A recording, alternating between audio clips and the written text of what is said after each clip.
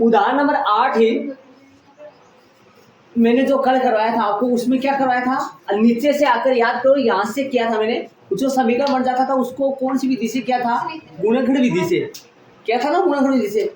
अब मैं इसको दूसरे तरीके में श्रीधर आचार्य सूत्र द्वारा या द्विघाती सूत्र से बता रहा हूँ, और ऊपर भी कुछ चेंज कर रहा हूँ, है ना, ताकि आप एक सवाल को एक ही तरीके में न जाओ। किसी बच्चे को हो सकता है उसमें गुमराह हो जाए, तो ये समझ में आ जाए, वो समझ नहीं आए, तो है ना।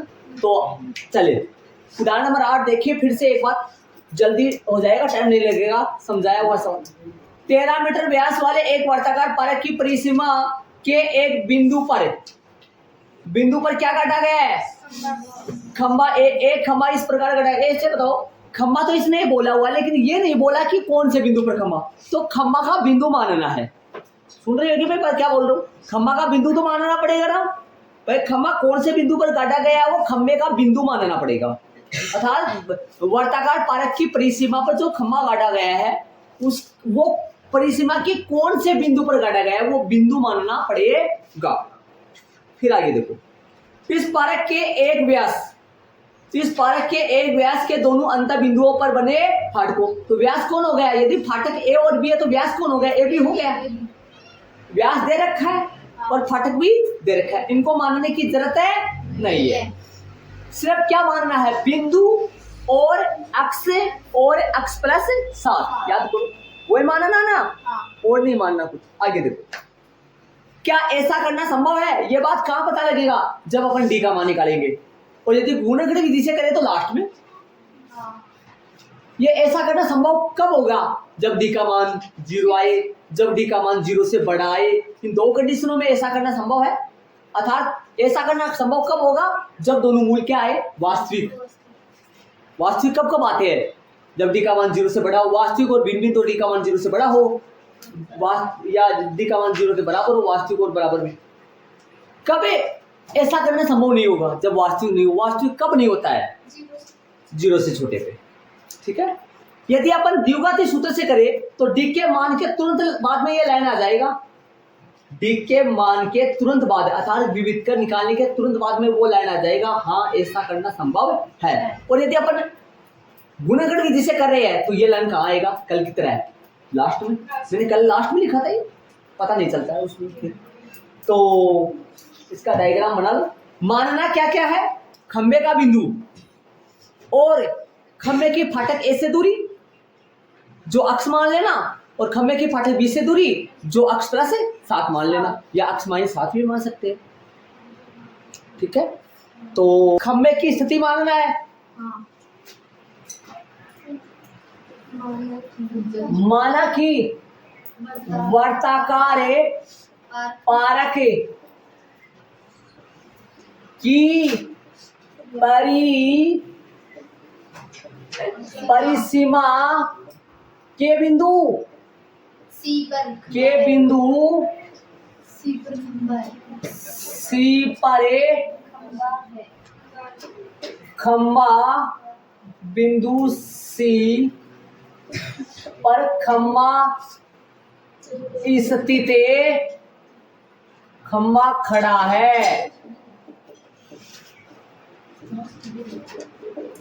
माना कि वर्ताकार पारक की परिसीमा के बिंदु सी पर खंबा खड़ा है।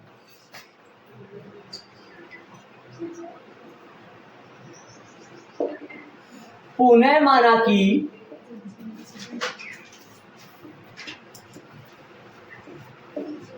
खंबे सी से फाटक के बारे में कुछ भी नहीं लिखा है, डायरेक्ट लिख दिया मैंने आपके बाद। खंबे सी से फाटक एक की दूरी, खंबे सी से फाटक एक की दूरी कोष्ठक में x बराबर है x m है, तो प्रश्नानुसार किसकी किन से दूरी, प्रश्नानुसार खंबे सी से किन की दूरी, फाटक बी की दूरी बताओ भाई, ऐसे आएगा ना कोष्टक में। और ये कौन आएगा, BC बराबर कितनी आएगी, x प्लस 7m होगी। ये कितना है, अब देख लो, अब तो इतना तो मैंने कम कर दिया, इतना हो गया। अब पीछे वाले सवाल के मुताबिक जो मैंने आपको कल की क्लास में करवाया था, उस सवाल में इस सवाल में कितना डिफरेंस देख लो आराम से। मैंने फाटक के बारे में कुछ नहीं बोला, डायरेक्ट फाटक लिख दिया, क्योंकि डायरेक्ट प्रश्न में फाटक दे रखा है। सर जरूरी है बिंदु सी कोई खंभा माने, P मान लो, AB तो नहीं मान सकता, AB क्वेश्चन में अगले ने दे रखा है। AB जब क्वेश्चन में दे तो C मानो, P मानो, D मानो, हाँ वो अपन सीधा, हाँ देख लो तो अपने हिसाब से। इसी तरीके से मैं बताना चाह रहा हूँ, आपको समझ में आए चीजें। मानना किसको जरूरी है, खंबे की स्थिति जानते हो ना, जहां पर खंबा टिका है वो बिंदु मानना जरूरी है। फाटक मानना जरूरी है क्या, नो, क्योंकि क्वेश्चन में अगले ने फाटक की स्थितियां दे रखी है। क्या दे रखी है, फाटक की स्थितियां A और B। आओ, इतना हो गया काम। अब आगे क्या आएगा, ये कौन बताए ना, बड़ी तरीके से आएगा, आपको पता है। कल वाले सवाल में कल बता दिया था मैंने, आपको पता है पूरा बायोडाटा से कि भाई ये खम्मा जो है ये BC खम्मा नहीं है। अनुमान लगा के देखो, खम्मा BC नहीं है। BC खम्मा जो C बिंदु पर, वो तो बाहर की ओर निकला हुआ है, जो आपको दिखाई नहीं दे रहा है आदर से। कहाँ है खम्मा, कौन से पॉइंट पे खड़ा हुआ है, C पॉइंट पे खड़ा हुआ है। C पॉइंट पर यदि खम्मा खड़ा हो, यदि मैं इसी पॉइंट को ऐसे कर ले, अपन सीधा कर ले, तो खम्मा कहाँ जाएगा, सीधा ऊपर हो जाएगा ना सीधा। और ये BC और AC कहाँ हो जाएंगे, नीचे पड़ी हुई दो रेखाएं किन से दूरी है, खम्बे की फाटक A से दूरी और खम्बे की फाटक B से। इन दोनों के बीच में कौन कितना डिग्री, ये खम्बे द्वारा 90 डिग्री कौन नहीं बना रहा है। मैंने स्टार्टिंग में आपको कल के क्लास में स्टार्टिंग में बताया था, लेकिन आपको ये बोल रहा हूँ, ये जो 90 डिग्री कौन बन रहा है, ये खम्बा नहीं बना रहा है, ये तो कौन बना रहा है, खम्बे की फाटक A और B की दूरियों ने मिलके यहाँ कितना डिग्री कौन बनाया है। और ये 90 डिग्री कौन किसकी वजह से आया है, व्यास की वजह से। जब यदि व्यास AB हो तो ऐसा कंडीशन में जितने भी चित्र बनते हैं, व्यास यदि AB हो और ये जो कोण बनते हैं ना, ये वाले कोण बन गए है ना, ये वाले ये AB व्यास है, ये जो C पर कोण बन गया, इधर कोण बन गया, ये सारे कोण 90 डिग्री के होते हैं। अर्धवर्त में बना कोण है समकोण होता है, ये सारे कोण 90 डिग्री होते हैं। इधर होता है ऐसे, ये लो यहाँ पे भी कोण 90 डिग्री का आएगा। अर्धवर्त यदि कोई व्यास है और व्यास के दोनों सिरों से रेखाएं जाकर परिधि पे मिलती है, और जहां मिलती है वहां पे कोण पक्का कितना डिग्री का बनता है, 90 डिग्री। ये लो ये भी है, और ये नीचे जाके मिलेंगे ऐसे, इस पॉइंट पे बिंदु कोण कितना डिग्री का कोण होगा, 90 डिग्री का पक्का। कोई व्यास हो, व्यास के कितने सिरे होंगे, अब सिरा खाने वाला तो नहीं है, दो सिरे होंगे, या दोनों सिरे नीचे परिधि पर जाके कहीं मिले, कहीं पे भी मिले, ऊपर मिले, नीचे मिले, कहीं पे भी मिले, जहां पे मिलते हैं ना वहां पे पक्का कोण कितना डिग्री का बनेगा, 90 डिग्री। ये किसका कमाल है, व्यास का कमाल है। इधर भी बनेगा 90 डिग्री का कोण। देखो ये चतुर्भुज बन गया ना, चतुर्भुज, ये चतुर्भुज बन गया, इन दोनों कोणों का योगफल पक्का 180 डिग्री होता है, 90 की होती है। और यदि थोड़ा सा भी बोर्ड पे ध्यान दो, एक बार यदि मैं मान लो ये केंद्र है, ये केंद्र है, पता नहीं इसके ऊपर ही केंद्र होगा, क्योंकि ये क्या बताया मैंने आपको, व्यास।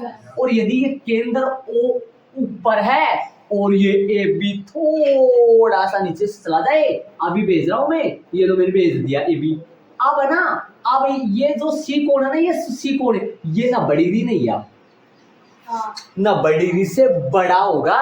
कितना डिग्री, करीबन मान लो 110 डिग्री। कितना बढ़ गया, 20 बढ़ गया। ये 20 कम पड़ेगा उस तरफ, किस तरफ, ऊपर, ये कम पड़ेगा यहाँ पर कितना बढ़ेगा, दिमाग लगा लो, यहाँ पर बढ़ेगा सिर्फ और सिर्फ 70 डिग्री का। क्योंकि ये AB है ना, AB अर्धवर्त नहीं है, ये अर्धवर्त जो सा बनता है ना, अर्धवर्त जो व्यास होता है, व्यास से छोटा हो गया, छोटा हो गया तो नीचे तो बड़ा बनाएगा और ऊपर बनाएगा छोटा। और यदि ये केंद्र से होकर जाता ए बी, तो दोनों नब्बे होते पक्की, दोनों ही नहीं और कहीं पे भी मिले वहां पे भी कितना डिग्री बनेगा पक्का, कोई नहीं मिले व्यास के दोनों सिरे परिधि पे जाके कहीं पे मिले 90 डिग्री। इस चीज को आप बोलते हैं अर्धवर्त समकोण अंतरित करता है। आपने कक्षा नंबर 9th में रेखागणित में पढ़ा हुआ था, अर्धवर्त समकोण अंतरित करता है। तो वो चीजें यहाँ पर अपन लिखेंगे कि ये कोण 90 डिग्री का किस लिए आया। मैंने कल की क्लास में कल जो बताया था आपको, उसमें आपको ये बोल दिया था स्टार्टिंग में कि भाई ये खम्मा खड़ा हुआ है 90 डिग्री पे खड़ा हुआ है, आपको समझाने के लिए। फिर रिटर्न मोड़ के दोबारा लास्ट में फिर दोबारा मोड़कर आपको ये बताया था कि बीसी खंबा नहीं है, खंबा तो कहाँ है, बाहर निकला हुआ है, खंबा बाहर निकला हुआ है ऐसे। और ये बीसी रेसी कौन है, ये तो खंबे की दोनों फाटकों से दूरियां है और इन दोनों के बीच का कोण कितना डिग्री बन रहा है, और 90 डिग्री का कोण बन रहा है ए बी व्यास की वजह से। ए बी व्यास नहीं होता ना तो ये 90 डिग्री का कोण बनना संभव नहीं था। तो वो चीज यहाँ लिखेंगे, वो लिखेंगे, क्या लिखेंगे,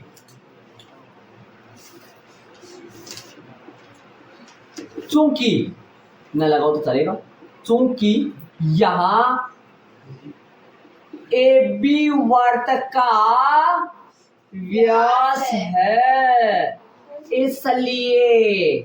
इसलिए कौन है, कौन ACB पक्का ही बराबर है 90 डिग्री।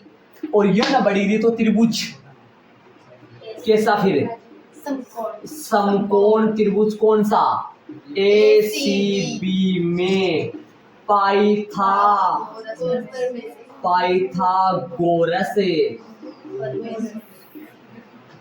प्रमेय से, पाइथागोरस प्रमेय से।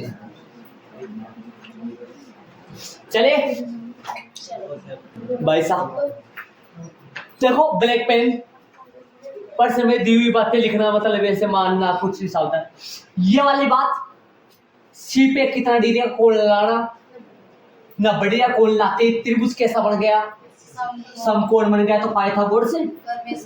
ब्लैक पे माना हुआ चीजें, रेड पे आप पार्ट बना लेना, आप भी अपने फेर नोटबुक में ऐसे बना लेना, ऐसे देखो ऐसे शांति से ऐसा बना सकते हो आप। एग्जाम में तो मत कर देना ऐसा, आप जब समझोगे, जब रीडिंग मारोगे तो तुरंत समझ आ जाएगा आपके।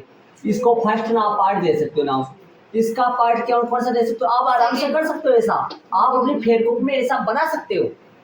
आ जाओ, एग्जाम में तो मत करना, आ जाओ। क्या लिखोगे, रटो मत चीजों को। AB² बराबर, डायरेक्ट भी कर सकता हूँ, अरे ये दोनों साथ रहेंगे, करण अलग रहेगा, समझ रहे हो क्या, जान दो। AB² बराबर AC² प्लस में BC²। कल मैंने इनको इधर लिखा था, इनको इधर लिखा था, कैसे कोई दिक्कत नहीं। आ जाओ, 169 इक्वल अक्ष स्क्वायर प्लस में अक्ष प्लस 7 का होल स्क्वायर। आ जाओ, 169 बराबर अक्ष स्क्वायर। बताओ अब बताओ आप, सीधा इसमें पेन चेंज कर लूं मैं, अक्ष का वर्ग अक्ष का पहले का वर्ग भाई, पहले का वर्ग, फिर दोनों का गुणा 7x का डबल है 14x, फिर आगे वाले का वर्ग 49। ओके, अक्ष स्क्वायर कितना, अक्ष स्क्वायर हो गया 2 अक्ष स्क्वायर हो गया, प्लस का ही किया मैंने, ध्यान रहे, ठीक है। प्लस के कितने 14x और प्लस के कितने और माइनस में कितने, 120 बराबर में कितना 0। समझ लो, यहाँ पर था वो बराबर 0। आ जाओ बताओ, AB² के नीचे 13² भी लिख सकते हैं ना, AB² के जस्ट नीचे, अच्छा वो लिख दिया मैंने सीधा सीधा लिख दिया। हाँ चलो, तुम 13² लिख देते हो, तो मेरे ध्यान नहीं दे 13², वैसे सही है, 169 भी लिख सकते हैं अपन, 13² 13 क्या था ना वो एक। चलो क्या आएगा, 2x² प्लस 14x प्लस में 14x और माइनस का 120 बराबर में 0। हाफ करूं, दोनों पक्षों में 2 का भाग देने पर x² प्लस का 7x माइनस का 60 बराबर 0। टुकड़े करे अक्ष, सॉरी हाँ ठीक है, समझ गए ना। यहाँ तक अपन कल कर लिए थे। इसके आगे अपन प्रश्नावली 4.2 के अनुसार गुणनखंड विधि से x के मान निकाल लिए थे, है ना? तो कुछ सेंस इनमें भी है और ये तो सेम ही है, ये वाला तो सेम ही है, यहाँ का तो ये तो सेम ही है ना, कल वाले की तरह ही है ये तो। बाकी अब चेंज होगा नीचे। अब मैं प्रश्नावली 4.3 श्रीधर आचार्य सूत्र से करने वाला हूँ। उसमें पूछा ना ऐसा करना संभव हो गया। ऐसा करना कब संभव होता है? एक कंडीशन में। कितने कंडीशन में? कितने कंडीशन में संभव होता है? 2 में, और 1 में संभव है नहीं होता है। तो क्या करेंगे अब? उपरोक्त समीकरण की तुलना, जब भी द्विघाती में चले उपरोक्त समीकरण की तुलना, उपरोक्त उपरयुक्त, उपरोक्त या उपयुक्त भी लिख सकते हैं। उपयुक्त तो सही नहीं है, उपयुक्त का मतलब हो गया वो अच्छा है, वैसे हो गया उपरोक्त से। उपरोक्त समी की तुलना, उपरोक्त समी की तुलना द्विघाती समीकरण के, द्विघाती समी के मानक रूप या व्यापक रूप ax² प्लस में bx प्लस में c बराबर 0 से करने, जब भी द्विघाती में जाए तो ये लाइन लिखनी होती है, एबीसी के मान निकालने होते हैं। यहाँ a बराबर है, तुलना करो, अरे तुलना ऐसे कर लो, ऐसे तुलना कर लो, ax², a का मान कुछ नहीं तो 1 है, और b का मान कितना है? यहाँ a का मान 1 है, b का मान कितना है? 7 है, c का मान कितना है? -60 है। चलो करेंगे अब, व्युत्पत्ति का निकालेंगे आगे। चलो कोई बात नहीं, लगा देंगे c तथा c बराबर कितना आएगा? -60। आ जाओ, डाल दो।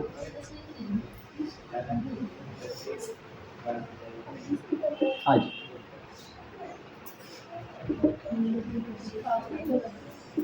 वी आधा तय कर, देख ले भैया, बहुत सारे बच्चों को बोल रहा हूँ लिखने में दिक्कत होती है। डी b² माइनस का 4ac। आ जाओ शांति से डाल देना। हाँ देखो, विविध का डी मान रखूं, b का मान 7 का स्क्वायर ना कि -7 का, 4 गुना a का मान है 1, c का मान -60। बोर्ड पे डाल देना।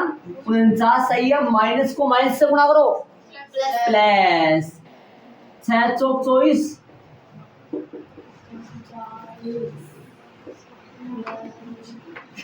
289 बड़ा है 0 से। डी का मान ग्रेटर देन 0 आ गया। वास्तविक वाला अलग है, जैसे वो आ रहा था वो सेम आएगा, इसलिए यहाँ दोनों मूल वास्तविक व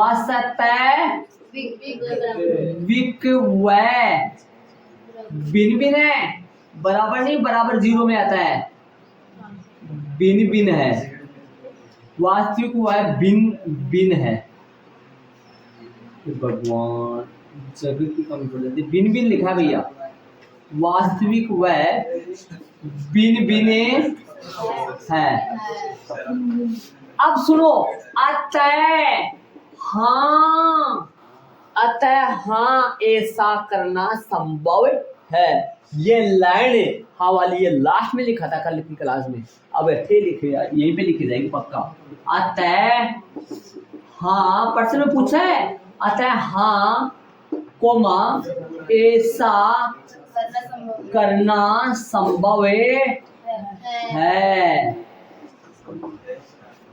पूछा इसने, अंडरलाइन कर दो हाँ के, इसने पूछा है बातें। और अब यही कैसे पता लग गया? क्योंकि वास्तविक वर्ग कैसा आ रहा है? भिन्न भिन्न वाला, और उनमें पता नहीं चला था क्या? नहीं, उनमें पता नहीं चला था, उनमें तो लास्ट में जाके लिखते हैं लाइन पर। याद करो कहाँ लिखते हैं, वो उत्तर वाली लाइन लिखने से कहाँ लिखते हैं? पहले। अब इसके वो मूल निकालना पड़ेंगे। हाँ, मूल निकालने पड़ेंगे द्विघाती, कौन से सूत्र से? द्विघाती तो क्या लिखेंगे अपन द्विघाती सूत्र से? सूत्र से द्विघाती सूत्र से माइनस बी स्क्वायर प्लस भगवान जगह तो कम ही है भाई, हटावा लाइन ऊपर लिख दूंगा। द्विघाती सूत्र से या श्रीधराचार्य सूत्र से, श्रीधराचार्य सूत्र का शॉर्ट रूप है द्विघाती सूत्र। द्विघाती सूत्र से x बराबर है minus b plus minus root b square minus 4ac या d लिख दो बट्टा में 2 गुना a मतलब 2a। हल करेंगे x बराबर है, माइनस x बराबर है, आ जाओ ध्यान से देखना, -7। ध्यान से सुनना, b के साथ यदि माइनस का 7 होता मतलब यहाँ पे भी माइनस होता, एक माइनस वहां जाता। तो फर्स्ट में हाँ, एक दो बच्चे की आज की क्लास में आज के टेस्ट में गलती हुई है इस माइनस की वजह से, वो ध्यान नहीं दिया, वहां पे माइनस आ रहा था, माइनस माइनस क्या बन जाता वो प्लस। बल्कि सुन रहे हो मेरी बात, बल्कि सुन रहे हो, अब यहाँ पे माइनस नहीं है प्लस ही है, तो माइनस सिर्फ कौन सा वाला आएगा? सूत्र से आएगा, डबल माइनस नहीं आएगा। और यहाँ माइनस चले तो माइनस माइनस क्या बन जाएगा? पक्का प्लस बन जाएगा। प्लस माइनस, ये प्लस माइनस ऐसे ही रखा करो, ऐसे हल करने में छोटा पड़ेगा। और रूट में कितना लिखूंगा? बी स्क्वायर माइनस 4ac का मान जो निकाल के तैयार कर रखा है 289 का वर्गमूल आप जानते हैं, डायरेक्ट लिख देंगे। 17 होता है, कितना होता है? खतरा होता है, 17 होता है, खतरा होता है। 2 गुना 1 अगला स्टेप आएगा x बराबर है माइनस का 7 प्लस माइनस का 17 बट्टा 2। आराम से अब अलग अलग कर 17 आया 289 का वर्गमूल। मैंने बोला था जब x स्क्वायर बराबर में 289 हो तब x की वैल्यू प्लस माइनस 17 आती है, लेकिन ये तो रूट में है डायरेक्ट, तो रूट में तो प्लस का ही आ जाएगा। अब और जाना पड़ेगा हमारे को, पढ़ जाना पड़ेगा।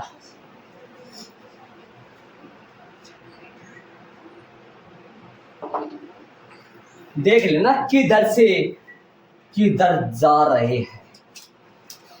आओ x बराबर क्या क्या आएगा? x बराबर या x बराबर या x बराबर या शांति से आराम से, जल्दीबाजी नहीं करना। जल्दी का जो काम होता है वो बाद में बताऊंगा किसका, मेरे को पता था, तू बोल देगा मैंने नहीं बोला। बट्टा में कितना आएगा? दोनों के बट्टे में दोनों के 2 डायरेक्ट लिख दिया, तो ऐसे मतलब अलग अलग लेने की जरूरत नहीं, सीधा लिख दिया करो आप, एक बार प्लस और एक बार -7 प्लस कितना? 17 और क्या कर रहा जगह की कमी। x बराबर माइनस का 7 प्लस का 17 बट्टा में कितना है? 2 या x बराबर है माइनस का 7 और माइनस का 7 और माइनस का बट्टा में 2। अब यहाँ कितना आया x का मान है? बताओ देखिए कितना आएगा, और यहाँ कितना आएगा? माइनस के 7 माइनस के 17 माइनस के कितना हो गया? 24 बट्टे में 2, जो कल की तरह आ जाएगा। माइनस का 24 बट्टा में 2 काट दो 12, और ये आएगा प्लस का 10 बट्टा में 2। तो अपने पास x की वैल्यू कितना आ गया? x का वैल्यू आ गया अपने पास, x का जो मान है वो कितना आ गया? x का मान यहाँ तो आ गया कितना? 5, और x का मान यहाँ कितना आ गया? माइनस का 12, जो कि इसके आगे जो कि क्या नहीं है? संभव नहीं है, जो कि संभव है नहीं है, क्योंकि दूरी कभी भी क्या नहीं हो सकती, ऋणात्मक दूरी कभी भी ऋणात्मक ऋणात्मक लिखा है भाई, नहीं हो सकती। ये ऋणात्मक लिखा है, ध्यान दे लेना। दूरी कभी ऋणात्मक नहीं हो सकती। तो x का मान तो आ गया। जब x का मान 5 आया है तो 1 का मान यही हो, निकाल लो। समझ रहे हो ना? दूसरे का x का मान 5 आया तो दूसरा किसका निकालोगे? x प्लस 7 का। बराबर में कितना आएगा? x प्लस 7 का बराबर कितना आएगा? 5 प्लस 7 जो कि कितना आया? इसके नीचे लिख देना बराबर लगा के 12। आता वाले लाइन लिख दो। आता है कहां से लोगे? आता वाले लाइन, हाँ आता है खम्बे सी से फाटक ए की दूरी। खम्बे सी से फाटक ए की दूरी ध्यान से देख लेना भैया, गौर से। आता है खम्बे सी से,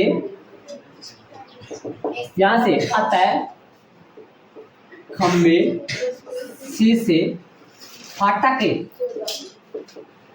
मेरे पास जगह नहीं, मैं नीचे ला रहा हूं, आप एक लाइन में लिख देना सीधा इससे जगह आ गई। फाटक ए की दूरी पोस्ट में x बराबर कितना आएगा? 5 मीटर क्या? तथा खम्बे सी से फाटक ए बी की दूरी बराबर कितना मीटर है? 12। निकाल दिया या डायरेक्ट लिख दिया? निकाल दिया। कहाँ निकाल दिया? ऊपर देख लो शांति से। डबल तरीके से बता दिया मैंने। इसके सिवा आप ये कह रहे हो छोटा हो जाएगा, छोटा कुछ नहीं होने वाला।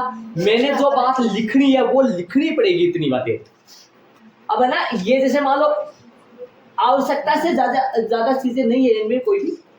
कल जरूर एक लाइन वो एक्स्ट्रा लिख दी थी मैंने कल।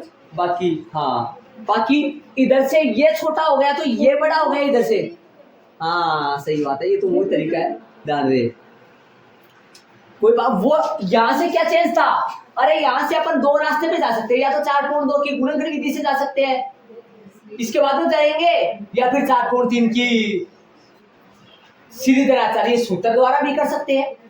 समझ रहे हो क्या? एग्जाम में यदि सवाल में देते कि गुणनखंड विधि से ही करो तो आपको गुणनखंड विधि से ही करना पड़ेगा, और 4.3 के सीधी दराचारी सूत्र से दे दे तो उससे करना पड़ेगा। एक और बात बता दूं, ऐसे बताओ, ये ऐसा करना संभव है? मैंने कहा लिखा? देखो ये लिखा हुआ, लिखना पड़ेगा, पक्का लिखना पड़ेगा। और नहीं लिखे तो नंबर कटेंगे इसके पक्का। इसने बोला है क्या इस प्रकार से पार्क की दीवार के अंदर खम्बा गाड़ना ऐसा संभव है? ऐसी बात संभव हो सकता है क्या? हाँ ऐसा करना संभव हो सकता है। तभी तो अपनी क्या निकल रहा है? डी का मान 0 से क्या निकल रहा है? बड़ा।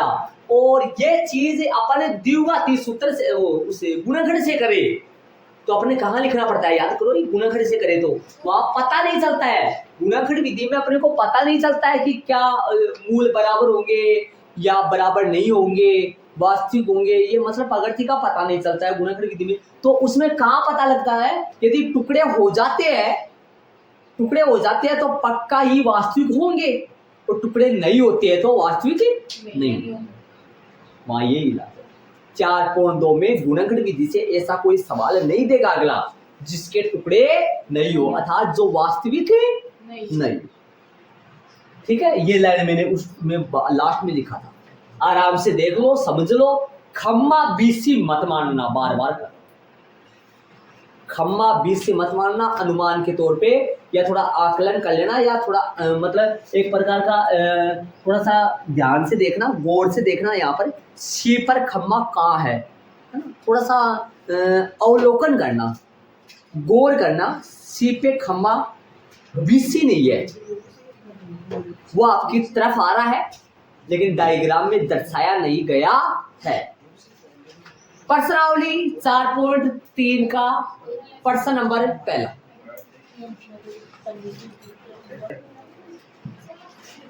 प्रश्नावली 4.3 का प्रश्न नंबर पहला। तो क्वेश्चन पढ़ेंगे शांति से, आओ ध्यान से क्वेश्चन में डालो, अपनी आंखों इसमें डालो क्वेश्चन। निम्न द्विघाती समीकरणों के मूलों की प्रकृति ज्ञात कीजिए। यदि मूलों का अस्तित्व हो तो, यदि मूलों का अस्तित्व हो तो उन्हें ज्ञात कीजिए। मूलों का अस्तित्व, सुनो, मूल वास्तविक होंगे या काल्पनिक होंगे। अस्तित्व कितने में होता है? 2 में होता है। डी का मान बड़ा है 0 से, डी का मान बराबर है 0 के, उन 2 में तो अस्तित्व होता है। और डी का मान यदि छोटा है किससे? 0 से। डी का मान यदि 0 से बड़ा है, डी का मान यदि 0 के बराबर है, इन 2 में तो मूलों का अस्तित्व होता है। इन 2 में तो मूलों का अस्तित्व होता है। इन 2 में तो मूल निकलते हैं, अस्तित्व होता है। इन 2 में तो मूल निकलते हैं। और डी का मान यदि 0 से छोटा हो, इसमें दोनों मूल वास्तविक नहीं होते, अर्थात कैसे होते? काल्पनिक होते हैं, जिनमें मूलों का अस्तित्व है। नहीं। तो इन 2 में तो अस्तित्व होता है, एक में अस्तित्व है नहीं तब होता है। मूलों का अस्तित्व है तो ज्ञात करो। यदि अस्तित्व नहीं होगा ना मूलों का, तब अपने को ज्ञात नहीं करना है। वो मूलों की प्रकृति ही आंसर होगा। वो लाइन जो होती है ना, वो लाइन ही उसका आंसर होगा। मूल नहीं निकाल पाएंगे वहां। ठीक है, तो चले, क्या निकालना है? मूलों की प्रकृति निकालेंगे, क्या निकालना पड़ेगा? व्युत्पत्ति का निकालना पड़ेगा, व्युत्पत्ति का डी का मान। तो उसके लिए क्या करना पड़ेगा? पहले एबीसी के मान निकालो। उपरोक्त, ऊपर और रोकते समीकरण की तुलना द्विघातीय समीकरण के मानक रूप या सीधा ही लिख देना। उपरोक्त समीकरण की तुलना ए एक्स स्क्वायर प्लस में, सीधा भी लिख सकते हो आप ऐसे, लेकिन ये पता होना चाहिए कौन है। इसके बारे में बताओगे अगले को तो कौन है ये पता होना चाहिए आपको। ये कौन है? A X square plus B X plus C बराबर 0 कौन है? द्विघातीय समीकरण का मानक रूप से।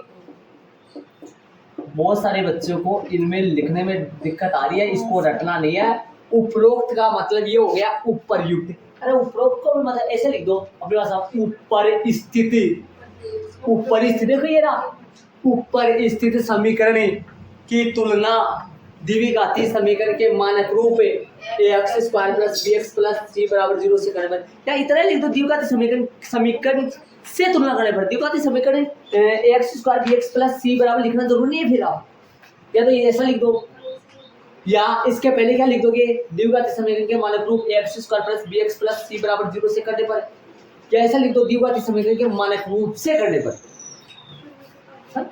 बताओ कौन कौन है यहाँ? ए बराबर है 2।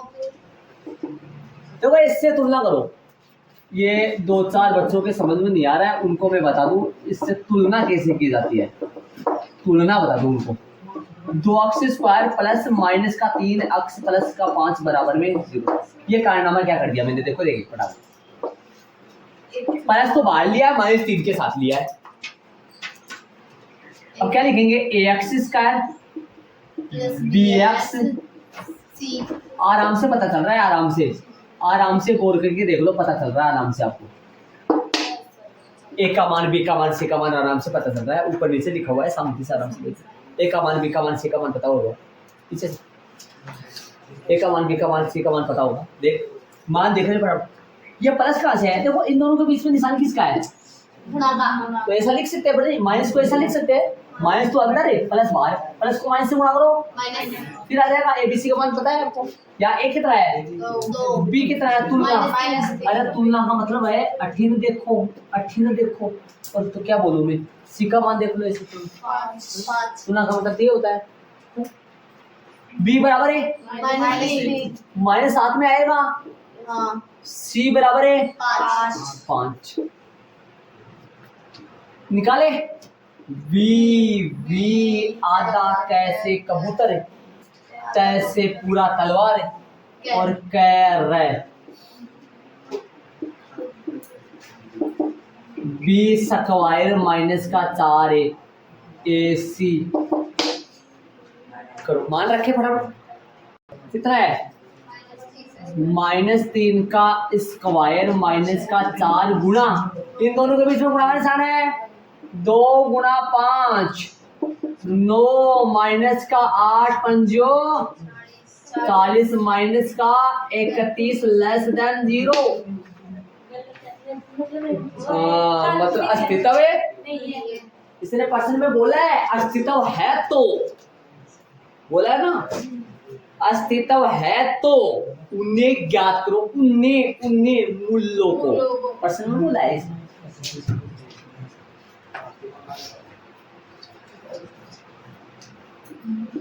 अतः मूलों की पकड़, दोनों मूल वास्तविक नहीं, वास्तविक नहीं होंगे, अर्थात काल्पनिक होंगे।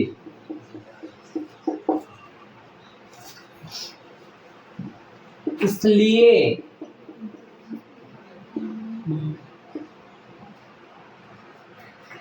दिए गए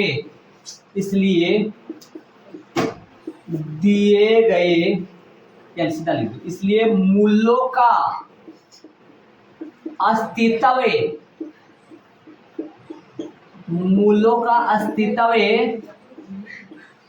नहीं है।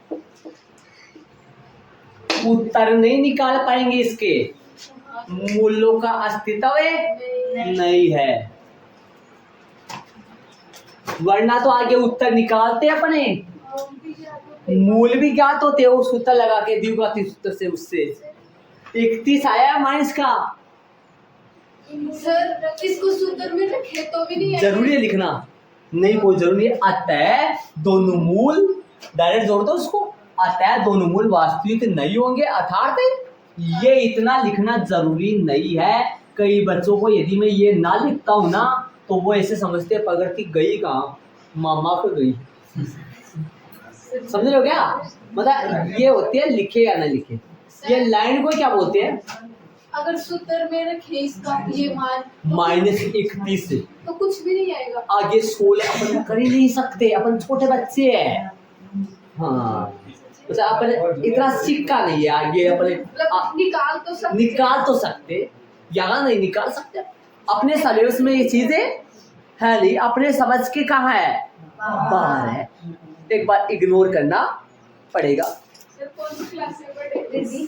ये पर्सनावली, ये वाली पर्सनावली 11 में हो सकता है ये पर्सन वहां हो सकता है 5.3 कक्षा 11 में यही पर्सन वहां हो। हाँ लेकिन पर्सन 5.3 है। क्या बोला? हाँ वो तो होगा, ठीक है। अरे मूलों की पकड़ क्या मतलब क्या, मूल कैसे है, मूल मतलब मूलों की हालत कैसी है, स्थिति कैसी है, मतलब किस प्रकार का वो कंडीशन है उनका, वो मूल नहीं निकाले, मूल तो निकलेंगे नहीं ऐसे। चले रोमन दूसरा, चले वही बात है, उपरोक्त पर्सन करो, पर्सन में उपरोक्त समीकरण, उपरोक्त समीकरण की तुलना, उपरोक्त समीकरण की तुलना द्विघाती समीकरण के मानक रूप, समीकरण के मानक रूप ax² प्लस में bx प्लस में c बराबर 0 से, पूरी बातें लिखी है मैंने इसमें। हाँ ध्यान दें, मेरी बात सुनना, चाहो तो आप द्विघाती समीकरण के मानक रूप से करने पड़े, इसको हटा सकते हो, चाहो तो द्विघाती समीकरण का मानक रूप हटाकर सीधा ax² plus bx plus c बराबर 0 कर सकते। यहाँ a बराबर है, b बराबर है माइनस का, देखो a बराबर यहाँ वाला ले लिया करो भाई 3, और b बराबर है पंकज जानना माइनस का 4 रूट है 3 तथा c बराबर है प्लस का 4। व्युत्क्रम निकालेंगे, b आधा तय कर रहे कोष्टक में d b² माइनस का 4ac, b का मान माइनस का 4 रूट 3 का होल स्क्वायर, 4 गुणा a का मान 3, c का मान 4, हल करेंगे। 4 रूट 3 को 4 रूट 3 से गुणा करेंगे, -4√3 गुणा -4√3 बोर्ड पे देख लो एक बार। यहाँ पर कितना लिखूंगा, माइनस माइनस प्लस 4 चौक 16, √3 से गुणा करोगे 3। देख लो शांति से, माइनस को माइनस से गुणा करोगे प्लस 4√3 से मतलब 4 ने 4 से 16, और √3 से गुणा करो √9 जो कि 3 आ जाता है, 16 या 48 हो गया। माइनस के भी 48 बराबर 0, 4 × 12 12 × 48। इसलिए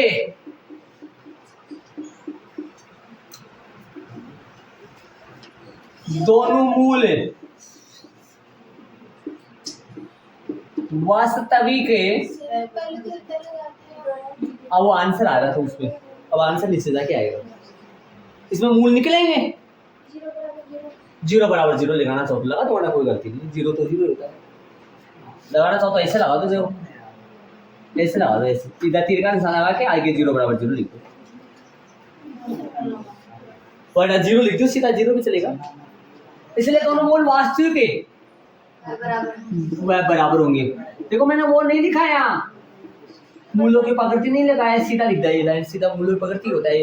लिखना चाहो तो लिख सकते हो, मूलों की प्रकृति डैश या बराबर है। श्री दर आचार्य सूत्र द्विघाती लिख सकते हैं। हाँ हमने यहाँ पे तीर का निशान लगा के यहाँ ऊपर, यहाँ तीर का निशान नहीं है, बराबर का आएगा, क्योंकि सुनो आगे बराबर का निशान नहीं चल रहा है, आगे बराबर का निशान नहीं चल रहा है, इसलिए तीर, यदि ऐसा होता यहाँ पे बराबर का निशान होता तो पीछे, मतलब आगे बराबर का निशान चले तो फिर पीछे तीर का निशान आता है, इसलिए यहाँ बराबर का निशान नहीं लगाया है। ध्यान दिया को, बहुत अच्छी बात है, ध्यान दिया को इन चीजों का, ठीक है। तो श्रीधराचार्य सूत्र से या द्विघाती सूत्र से, ठीक है, मूल निकालेंगे, अस्तित्व है या नहीं है, प्रश्न बोला ना अस्तित्व है, तो अस्तित्व है, तो क्या लिखेंगे, अक्स बराबर माइनस का b प्लस का रूट b अपॉन में क्या आएगा 2a, अक्स बराबर माइनस का b प्लस माइनस d की जगह रूट में बताओ d का मान कितना आया 2 गुणा a, अच्छा मान b का नहीं रखा क्या, b का तो रखो, माइनस का डबल हो गया, माइनस से माइनस डबल हो गया तो माइनस इंटू माइनस का 4√3, भगवान जगह कम है भाई, माइनस माइनस डबल बार आएगा, सुन रहे हो मैं क्या कर रहा हूँ, माइनस इंटू माइनस का 4 डबल बार माइनस हो गया, बटा में 2 गुणा a बोलो, अगली स्टेप क्या आएगी, अक्स बराबर है, रूट हटा दे रहे हो, ध्यान से देखना, लग देना अगली स्टेप, माइनस माइनस से प्लस से 4√a, अरे यदि b भी माइनस का हो तो ये डबल माइनस बन जाता है, और आगे जाके प्लस माइनस में 0 6, चलो चलो ऊपर चलो, देखो क्या हो रहा है, कितना प्यारा सा तो सावन का गीत गाया है शिव जी भगवान। हाँ भाई टिप्पणी नहीं करो, टिप्पणी नहीं करो, 2 कंडीशन चलेंगे क्या, श्री दर आचार्य, हाँ हो गया तो सही बात, इसमें इसको जोड़ के वैसे लिख दो, चाहे दराचार्य ऐसे लिख दो, एक ही बात है, मिला के लिख दो। चले अक्स बराबर है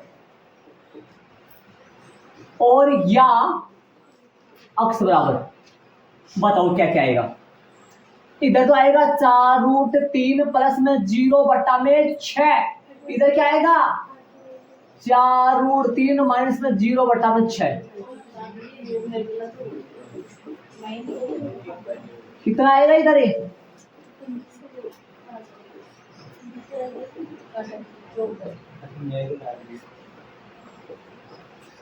काटो काटो काटो काटो भाई, काटो 2 से नहीं, और भी कटेगा बाद में, बहुत ज्यादा कटेगा ये, अलग अलग काट रहा हूँ। 2 दूनी 4, 2 तिया 6,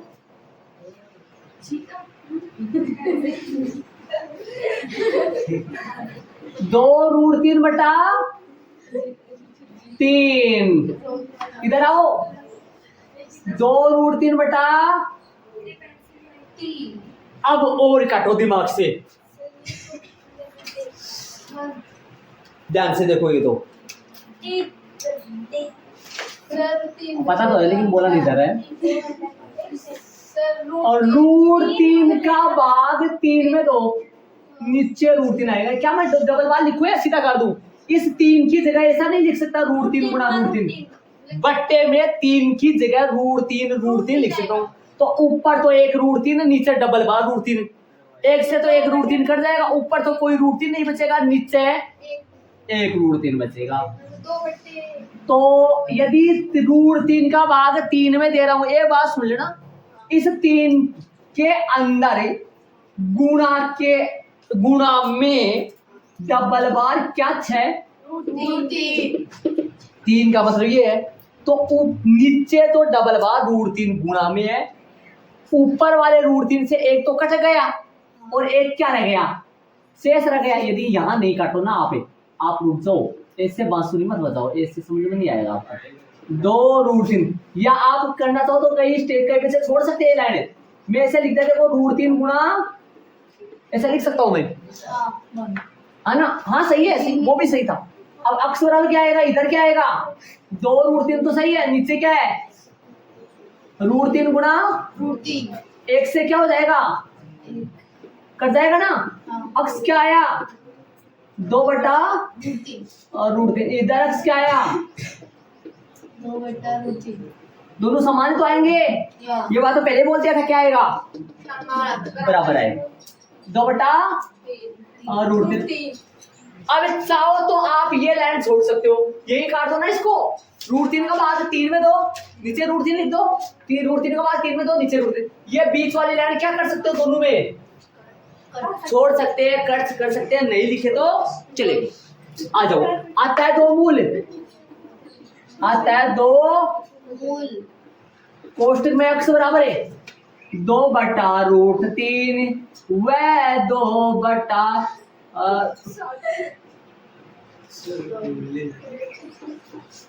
ये लो भाई, आंसर हो गया। आंसर मैच करो। देखो पीछे वाला प्रश्न जो है ना, पीछे वाला रोमन में पहला, वो कैसा आया था याद करो। डी का मान 0 से छोटा था, दोनों मूल वास्तविक नहीं आए थे, और इसमें दोनों वास्तविक और बराबर, इसमें कैसा आया वास्तविक और इससे अगले वाला भी शायद वास्तविक और भी आएगा शायद अलग अलग, क्योंकि 3% है तो तीनों के तीनों हो जाएंगे। ठीक है, तो चले बाकी ये तीसरा अपन कल करेंगे।